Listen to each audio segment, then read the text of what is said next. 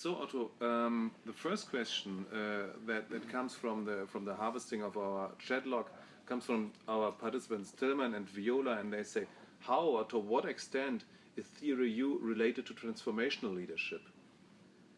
Well, it belongs into the larger class of transformational leadership, clearly, and so I would say Theory U is a blend of transformational leadership, systems thinking, and an awareness or a consciousness-based view. In other words, kind of we think about change very much, in terms of kind of the old frameworks of, Ed Schein and Kurt Lewin and so on, with unfreezing, changing and refreezing, but we do it from the viewpoint of different levels of awareness. We say, well, as you go through this cycle, there are really different levels of awareness or different inner places you can operate from. And then the other thing, of course, is that today many of us think, well, it's not really no longer true kind of the way they thought about change with unfreezing, changing, refreezing, because change happens all the time, so there is no refreezing really. And it's also that very much in our current environment we deal with disruptive change and with situations where you really need to lean into something totally unknown, which in other words you need to organize around something that's emerging, that isn't really clear.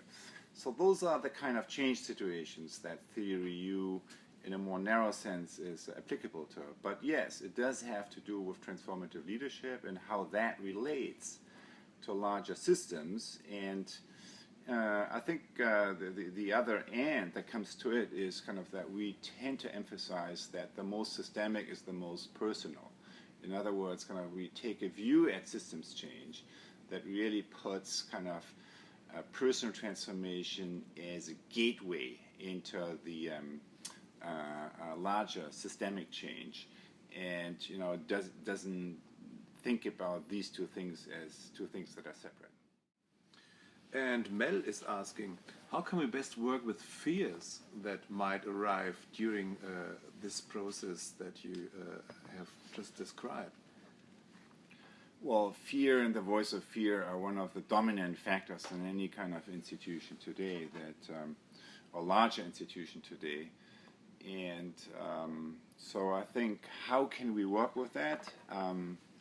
By creating safe spaces, safe places, by creating places that make it relatively safe to talk about it, to address it, to kind of put our awareness around that, and to strengthen the confidence of participants to actually deal with some of the sources of fear, to be comfortable, to be with being vulnerable, comfortable with leaning into the unknown, and also comfortable in taking risks. And all of those are not simply cognitive things, it's really capabilities that are nurtured by going through this cycle time and again. So it's like safe places, and it's practice fields kind of where I am going through this circle, where I have support kind of from others that have gone through this cycle before, and which then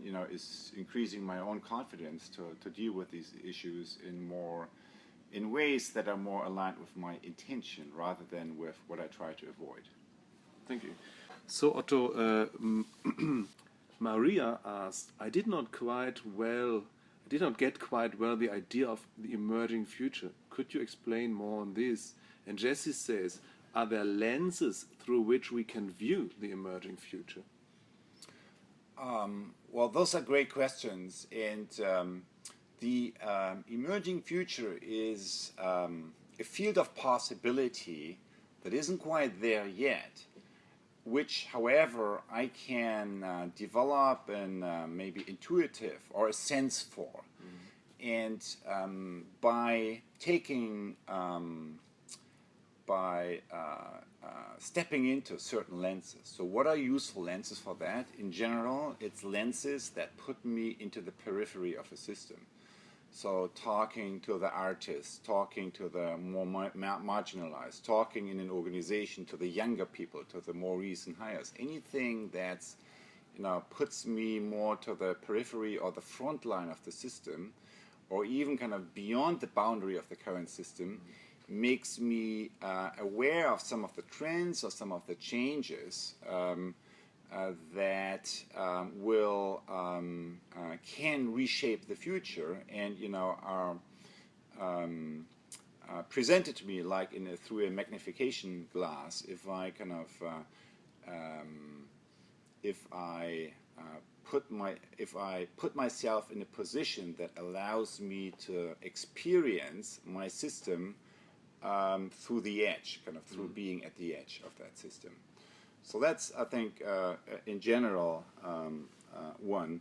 And then there is, of course, building on that, there are certain methodologies. I think the best-known methodology deals with scenario thinking, where you not only go on these kind of learning and sensing journeys and gather all these data, but then where you also make an assessment of which are some of these deeper forces and some of these unknowns that you need to explore. You generate more data around that, and then you use this data to come up with possible stories of the future that could reshape the context in which you're operating. So there's a whole bunch of method around that, and I think that every entrepreneur, every innovator, every artist, really, everyone who is creating new stuff in her own field is actually working with the unknown or with the emerging future, which hasn't quite manifested yet, but which is a field of possibility that I can connect with and I can tap into in order to move into a creative process. Oh, thank you. Henrike asks, stepping out into the unknown, letting go. Can you give us concrete examples what that means? Well, stepping into the unknown and letting go of some of my old assumptions. So, for example, last week I have been helping a bank, a sustainability-based bank, to move through a strategy reinvention process. And in their case, the letting go was that they, as they imagine themselves 10 years out, they were no longer sure whether they actually would continue to exist as a bank. So although their core identity and their mission and vision and everything was so far evolving around a bank, they realized that there are certain forces out there in society, crowdfunding and a more distributed and more direct ways of connecting lenders and borrowers that could lead to a situation where there is no bank and where a new type of financial institution would emerge that does a few things maybe that banks do, but very differently, and would do many other things, like the ones we talked about here. So as we move into a world in which some of these functions that today's are played by banks will be done much more distributed, much more collective, and much more bottom-up and direct among lenders and borrowers, we'll move into a world where financial institutions will look very differently and will maybe move much more along the lines of developing as institutions that today are in the educational space or in the consulting space or are in the venture capital space. So that would be an example where you see you lean into some of the emerging forces that reshape the environment, and as you do that, you sense who you are and what your own identity is, and then you ask yourself, what of this identity is something that we can let go of, and what of our identity, because it is kind of really shaped by the conditions of the past, and what of our identity is essential, kind of that we cannot let go of because it has to do with really the core of who we are, and in that case that would be kind of using money in order to creating positive societal change. Next question comes from Pilo. What are your experience with meditation techniques that help? Personally, or in organizations, in social change processes? Is that the question? Social change processes? I think so, yeah. I have found that mindfulness techniques and also meditation techniques are much more applicable today than they have been 10 or 20 years ago. That being said, I don't always call it meditation. Sometimes I just talk about awareness practices. Sometimes I talk about mindfulness practices. And sometimes I simply talk about reflection practices, kind of when I use like journaling or kind of a more focused way of. Generally, I think the meditative process or the process of mindfulness, which is essentially paying attention to our attention, can be applied to your breathing, can be applied to your own thinking, can be basically applied to anything that we deal with as leaders. So it is. I often use, when I introduce that to more kind of conventional kind of groups who have the first time, who have not been exposed to mindfulness or awareness-based practices, I often use the example of the World Economic Forum, where kind of a few years ago we tried to include some of these practices, which are very well received, and which kind of, since the World Economic Forum is not a place that's known for innovation, but it's more a place that's known for mainstream. And if something like that is kind of applicable to the emerging new mainstream, it means that kind of it is a factor in the environment, and it's at least something that we should take serious enough to give it a try, to kind of to move beyond our initial judgment and to have a first experience and then kind of make your judgment based on that experience. So that's what I usually do, and I'm actually very surprised how open and how a little pushback I get today, both from emerging leaders, kind of the 25 to 35-year-old, but also of mid-career or executive leaders. So it's a lot changed there. And the whole atmosphere today is much more open towards these types of techniques, probably also because, in Silicon Valley, many people do that, and because we know through cognition research and brain research that the whole phenomenon of neuroplasticity that no one knew about 10, 15 years ago is something that implies that until very late in our lifetime, in our biography, we actually can shape not only the function but also the structure of our brain by the type of activities that we perform.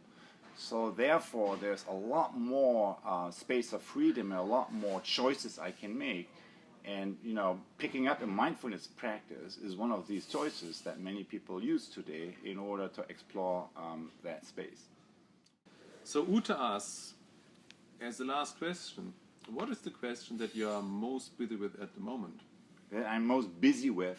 At the moment, what is? Well, I'm not sure I'm most busy with that at the moment. But I will tell you a real question I'm living with. And the question has to do with that I feel I'm torn between two worlds. One world is the world of, data and, all the trends that are showing into the wrong directions. We just had a meeting here with some kind of key stakeholders from global institutions, and one of them said, we may be winning some battles, but we are losing the war. Kind of all the main indicators show in the wrong direction. It's like kind of we are moving into a major period of basically breakdown and disruption.